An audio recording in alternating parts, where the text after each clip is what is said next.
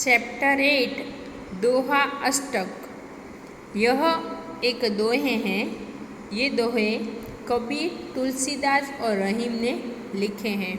दोहे हिंदी भाषा साहित्य की अनमोल निधि है। दोहे व्यवहारिक दृष्टांतों के माध्यम से सरल सहज रूप में जीवन, लोक व्यवहार, गुण, स्वभाव, नीति, रीति आदि से परिचित कराते हैं।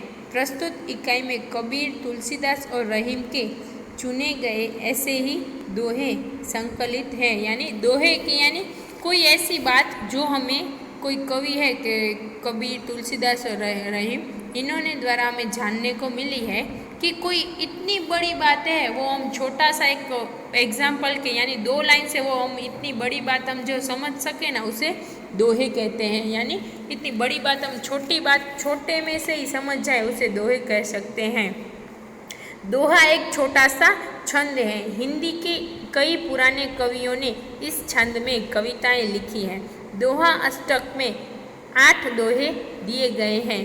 इनमें 3 कबीर के, 2 तुलसीदास के और 3 रहीम के दोहे हैं। इन दोहों से हमें तरह तरह की व्यवहारिक शिक्षा मिलती है। यानी इतनी 2 लाइन के दोहे में से भी हमें बहुत सारा जीवन में ज्ञान मिलता है। तो संत कबीर हैं, ये 15वीं शताब्दी के कवि हैं। यानी 15वीं सदी है तब के ये बड़े संत थे। इन्होंने हिंदू और मुस्लिमों को उनकी गलतियों के लिए फटकारा है और दोनों को हिल मिल कर रहने का उपदेश दिया है। तुलसीदास ये 16वीं शताब्दी के प्रसिद्ध राम भक्त कवि हैं। इन्होंने रामचरितमानस नाम का प्रसिद्ध ग्रंथ लिखा है। फिर रहीम, इनका पुराना अब्दुल रहीम खाना है। ये बड़े उदार और अनुभवी थे। हिंदी में इन्होंने बहुत ही सुंदर दोहे लिखे हैं। तो हम इन तीनों के कबीर, तुलसीदास और रहीम के दोहे देखें। तो उसमें पहला है, ये आपको दिखाई दे रहा है, ये कबीर हैं, संत कबीर। इनके दोहा पहला, बड़ा हुआ तो क्या हुआ, जैसे पेड़ खजूर, पंथी को छाया नहीं, फल लागे अति दूर। यानी बड़ा होने से ऐसा नहीं है कि बड़ा होने बहुत हमारा महत्व बढ़ जाता है, ऐसा नहीं होता। तो इस दोहे में हमें कवि क्या सिखाना चाहते हैं, बड़ा होने से ही किसी का महत्व नहीं बढ़ जाता। जैसे कि देखो एक एग्जाम्पल दे रहे हैं, खजूर का पेड़ बहुत बड़ा है पर उसके बड़े होने से क्या लाभ है, कुछ कि उसका बड़ा है तो उसका कुछ लाभ है तो नहीं, क्योंकि उससे मुसाफरी को छाया नहीं मिलती और फल भी बहुत ऊंचाई पर लगते हैं। यानी बड़ा होने से को कुछ हम बड़वान नहीं बन जाते, लेकिन छोटा भी कभी बहुत सारा काम होता है। जैसे खजूर का पेड़ है वो कितना भी बड़ा है तो इससे कोई मुसाफिर यानी कोई रास्ते पर जा रहा उसे थोड़ी देर के लिए आराम करना हो तो वो आराम नहीं कर सकता, क्योंकि वो पेड़ की छाया उसको नहीं मिलती और इसके फल भी बहुत ऊंचे होते हैं। फिर दूसरा, साधु ऐसा चाहिए जैसा सूप सुभाए, सार सार को गही रहे, थोड़ा देह उड़ाए। यानी क्या कहना है कि साधु पुरुष यानी साधु होते हैं वो सज्जन पुरुष होते हैं।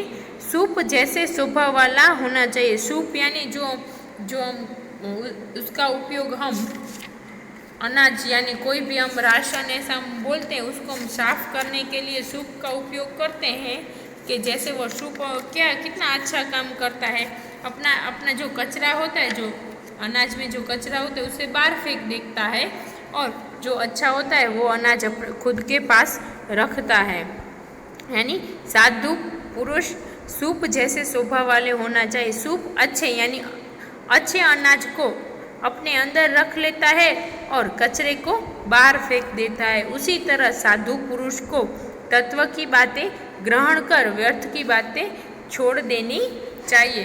फिर इसके बाद का, माखी गुड़ में गड़ी रहे, पंख रहो लिपटाए, हाथ मले और सिर धुने, लालच बुरी बलाए। यानी मक्खी है वो गुड़ खाने के लिए गुड़ पर बैठ जाती है। यानी गुड़ हम बोलते हैं ना, वो खाने के लिए उसके ऊपर बैठ जाती है और उसमें फंस जाती है, क्योंकि उसके पंख है वो गूढ़े, वो थोड़ा चिपचिपा होते हैं, तो उसमें उसके पंख फंस जाते हैं, उसके पंख गुड़ में चिपक जाते हैं।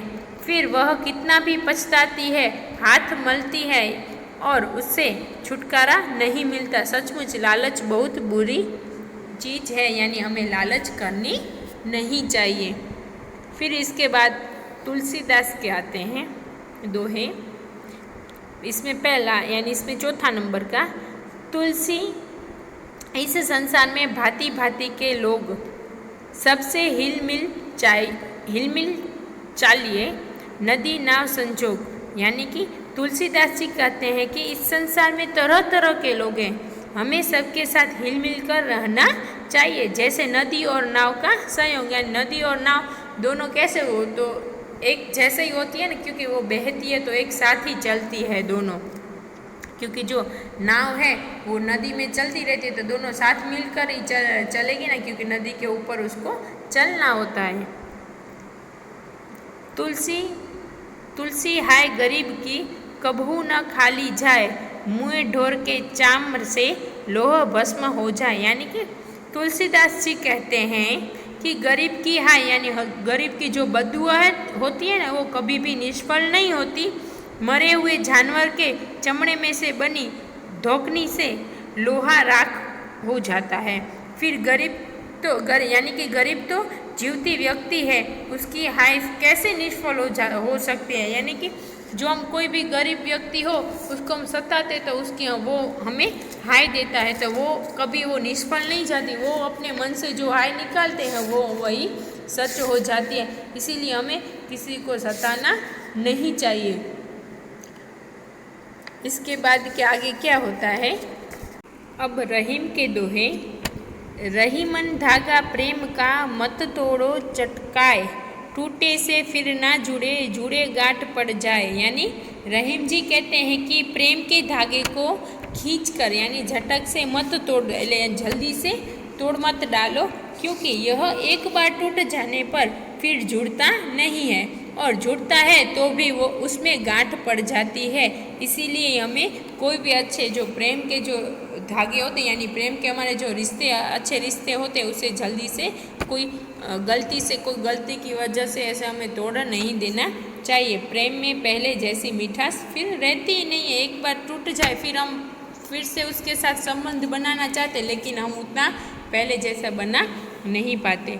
फिर इसके बाद का, तरुवर फल नहीं खाते हैं, सरवर पीही न पानी, कही रही पर काज हित, संपत्ति सच ही सुजानी। यानी कि कोई भी है, जैसे कि रहीम जी कहते हैं कि पेड़ अपने फल खुद नहीं खाता, वो दूसरे के लिए ही, इसमें पेड़ होते हैं वो दूसरे लोग ही खाते हैं। वैसे ही सरोवर अपना पानी खुद नहीं पीता, वो दूसरों के लिए ही पानी होता है। इसी तरह सज्जन दूसरों का, यानी कोई भी सज्जन हो यानी अच्छा पुरुष होता है, वो दूसरों का भला करने के लिए ही संपत्ति का संग्रह करते हैं। वो अपने ऊपर इतना संग्रह इसलिए करते हैं क्योंकि वो दूसरों को भी काम आ सके। इसके बाद का दोहा, रहीमन देखी बडेन को लद्दू न दीजिए डारी, जहाँ काम आवे सुई कहाँ करे तलवारी। यानी कि रहीम जी कहते हैं कि बड़े लोग को देखकर यानी बड़े लोगों से प्रभावित होकर छोटे लोगों की उपेक्षा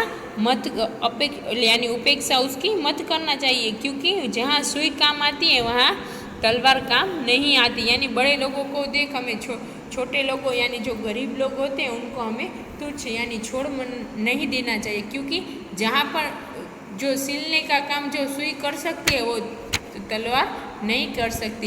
इसीलिए छोटे लोगों को हमें तुच्छ करना नहीं चाहिए। इसीलिए कवि कहते हैं जहाँ सुई काम आती है वहाँ तलवार काम नहीं आती।